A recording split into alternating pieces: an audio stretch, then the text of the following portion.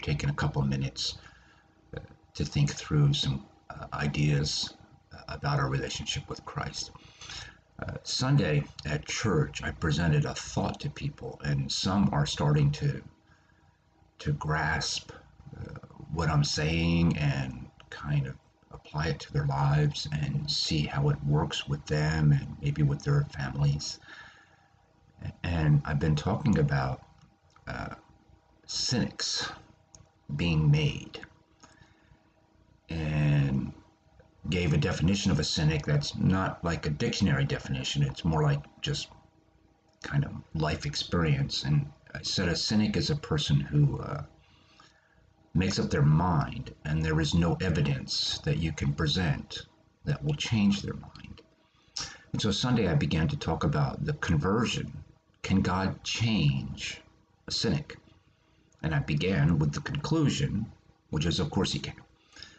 And we're using the Apostle Paul as an example, who was a chief cynic of the way back then, the followers of Christ.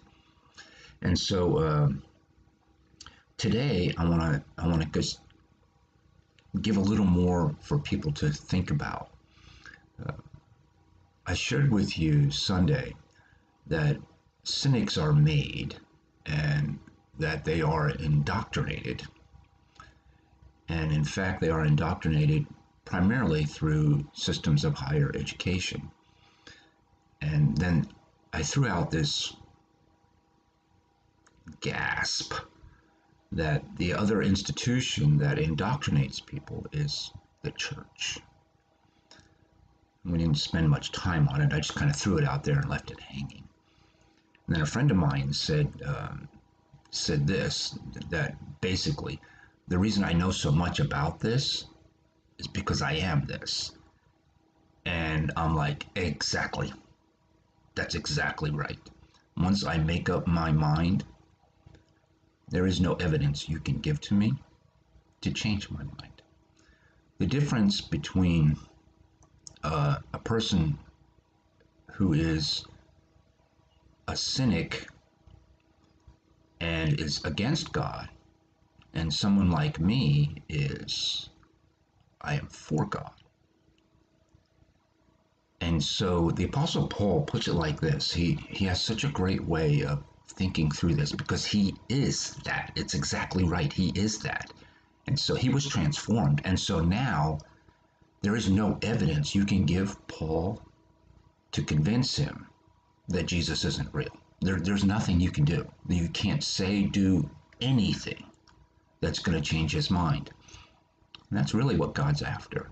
It's kind of strange for us to think that God is after people who will not be persuaded off the rock. We stand firm. Paul puts it like this. He says, when I come to you, I may not have to be as bold as I expect towards some people who think that we live by the standards of the world. For though we live in the world, we don't wage war as the world does.